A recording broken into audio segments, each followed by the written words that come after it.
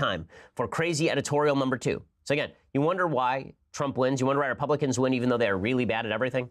And why is it that Republicans keep winning even though they're really bad at everything? It's because the left has gone crazy. Now, there are a couple of charts out there that show the Democratic and Republican Party splits, meaning where the right has moved and where the left has moved. And what the charts show is that basically since 2010, the Republican Party has been static, but the Democratic Party has been moving wildly to the left. They've been moving solely to the left. So the greater partisan polar gap that's being created right now is being created by the left moving hard to the left, not by the right moving harder to the right. Okay, so with that in mind, here is crazy column number 2. So this one is courtesy of some weird guy named Tim Kreider over at the New York Times. He's an essayist. He's a professional essayist, which is to say he reads a bunch of stuff that the New York Times pays him for, but the only people who read him are people who sit there with their cat and their cup of coffee at brunch on Sunday morning on the Upper East Side of Manhattan. He penned an op-ed that is, I mean, this is a crazy op-ed. It's called "Go Ahead, Millennials, Destroy Us." No, I am not kidding. That is the name of the op-ed, and it is not a good op-ed. Shockingly, you may have thought that from that title it would be a great op-ed. You would be wrong. It is, in fact, a terrible op-ed. So let's go through how bad this op-ed is. Okay, this op-ed apparently came out, I guess, March 2nd, 2018. So it's a little bit old, but it's still worth commenting on. So it's over the last week and a half. He says, "As with all the historic tipping points, it seems inevitable in retrospect. Of course, it was young people, the actual victims of the slaughter, who have finally begun to turn the tide against guns in this country. Kids don't have money and can't vote. And until now, burying a few dozen a year has apparently been a price that lots of Americans were willing to pay to hold on to the props of their pathetic role-playing fantasies. But they forgot what the adults always forget, that our children grow up and remember everything and forgive nothing." And then you just get a weird, eerie cue from Children of the Corn. It's all weird. Okay, so let's point something out. This whole idea that children are going to lead us is incredibly stupid. We don't listen to children on anything. And now, people will say about me, well, you know, you were writing a syndicated column when you were 17, right? And I was getting shellacked for the stuff that I was saying, sometimes deservedly so. I don't believe everything that I wrote at 17 because no one does. And if you do, it's because you have lost the capacity to change and the capacity to think. As we get older, we have more life experience, and very often that means we get wiser. The notion that a bunch of Americans are sitting around completely blasé about the murder of school children in Parkland, Florida, is just insane, and that a bunch of kids realize that their parents don't care about them, well, that seems really stupid to me.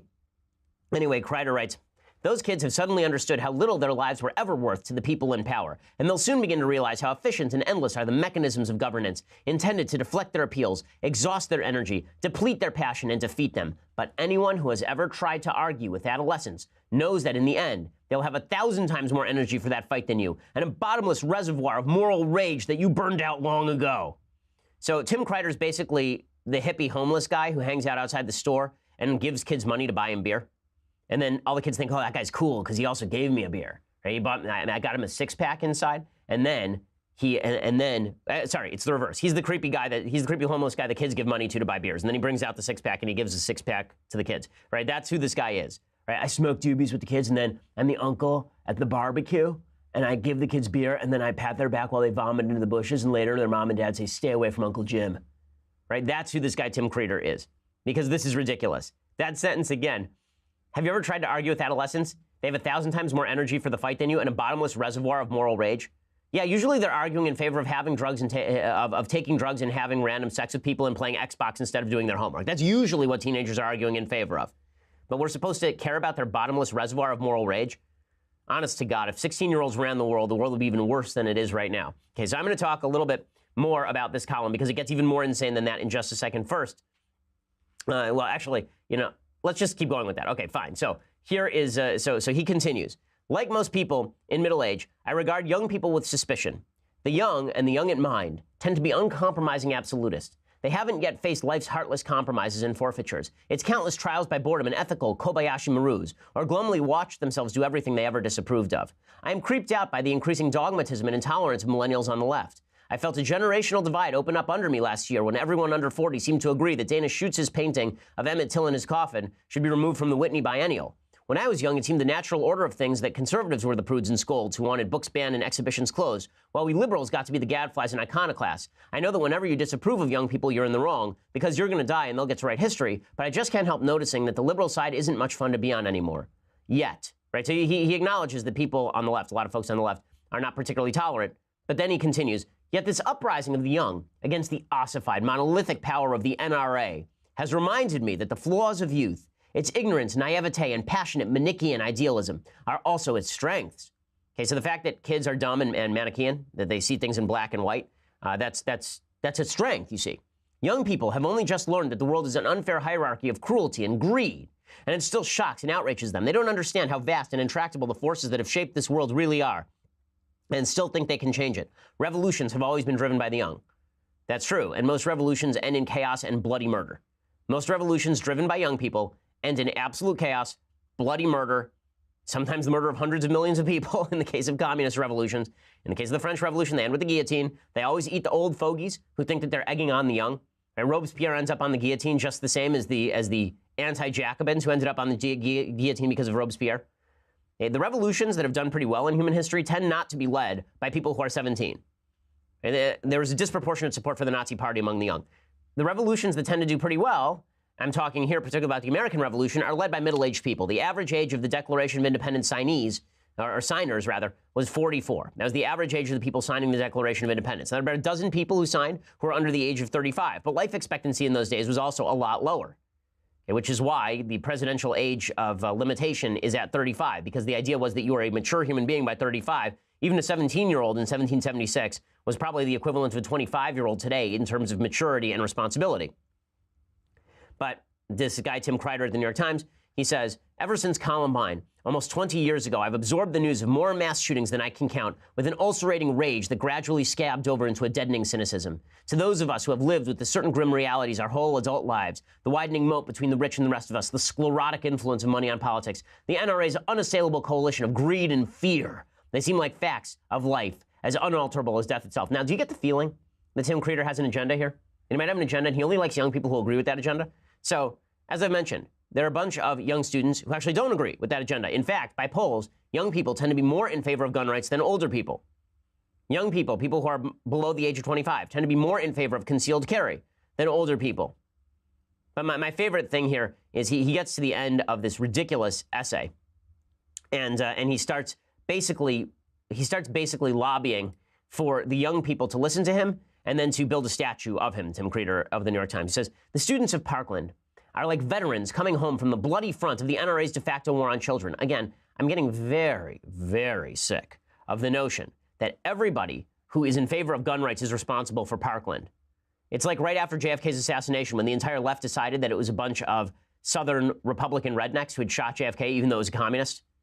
This is a complete misread.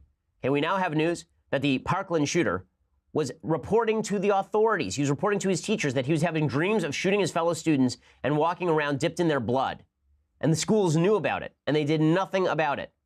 And there's a report from Real Clear Investigations last week showing that the Broward County schools had implemented new policies that were specifically designed to prevent the reporting of kids who were involved in misdemeanor crimes because they wanted to lower their crime stats. And it's the NRA's fault? But anyway, Tim Kreider finishes up. He says, my message as an aging Generation Xer to millennials and those coming after them is go get us. Take us down. All those cringing provincials who still think climate change is a hoax, that being transgender is a fad, or that socialism means purges and re-education camps. Rid the world of all of our outmoded opinions, vestigial prejudices, and rotten institutions. Gender roles as disfiguring as foot binding. The moribund and vampiric two-party system. The savage theory of capitalism. Rip it all to the ground. I, for one, can't wait till we're gone. I just wish I could live to see the world without us. Oh, my God. Ugh. Just go away, dude. Yeah, first of all, I like when he says take us down, and then he says, I don't mean me. I mean everyone else. Right? I don't mean me. I mean all those crazy Republican conservatives who think things like socialism's bad, and like sex, there's such a thing as biological sex, and that maybe we shouldn't have the government run all of our industries because of climate change. It's truly amazing, but this is the virtue signaling that's going on the left. I mean, my goodness. Gender roles as disfiguring as foot binding. Okay, no one thinks that women are being foot-bound in Western society. Okay, the savage theory of capitalism that allows Tim Kreider to write his crappy columns rather than mopping up a stall with his discarded drafts, as he probably should be doing. That discarded theory of capitalism is the only thing that separates Tim Kreider from absolute penury and poverty, considering the quality of his work. Meanwhile, so we've had the left advocating for full-scale revolution to rip down capitalism and gender roles. We have had the left advocating in favor of eugenics, of killing Down syndrome babies in the womb. And now we have a leftist named Elizabeth Bruning, who is advocating for socialism. So last week, as we talked about at length, she wrote an entire column advocating for socialism. She talked about how capitalism was deeply flawed and terrible, and we have to ensure that socialism has another chance. And I sort of took that column apart here on the program. I also wrote a piece about it, and she was very angry that I wrote a piece about it. Right? She got very mad that I wrote a piece in response to all of that. And what she was particularly mad about is that I pointed out that Venezuela, Cuba, Soviet Union, North Korea, China, these are not good countries to live.